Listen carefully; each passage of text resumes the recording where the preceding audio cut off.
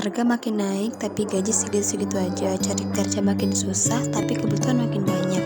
Kayaknya makin kesini hidup itu bukan cuma tentang kerja keras, tapi juga tentang bertahan hidup di tengah kondisi yang makin toksik. Ekonomi sekarang itu ibarat roller coaster, harga bahan pokok naik, ongkos transport naik, tapi penghasilan enggak ikut naik. Kita yang masih muda harus mikir 2 kali buat hal-hal yang dulu biasa, makan enak, liburan, bahkan nabung pun jadi mewah.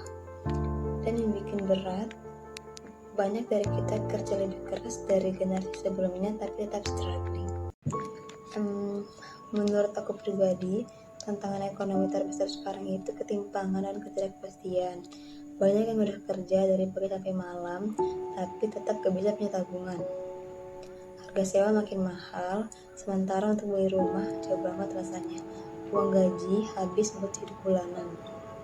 Di sisi lain, teknologi itu memang ngebuka peluang kayak freelance, terus tuh jualan online, terus itu ada content creator, tapi itu juga bikin tekanan. Kita harus ngerasa sukses cepat gitu, harus viral, harus produktif terus, padahal gak semua orang bisa klik dengan gaya hidup itu.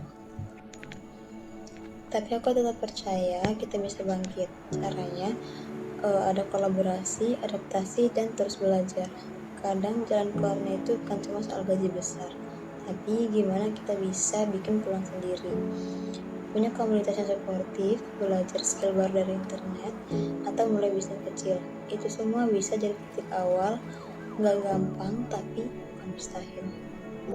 Mungkin cuma itu pendapat aku mengenai tugas SEI, yaitu tentang pendapat pribadi tentang ekonomi zaman sekarang. Kurang lebihnya mau dimakan. Wassalamualaikum warahmatullahi wabarakatuh.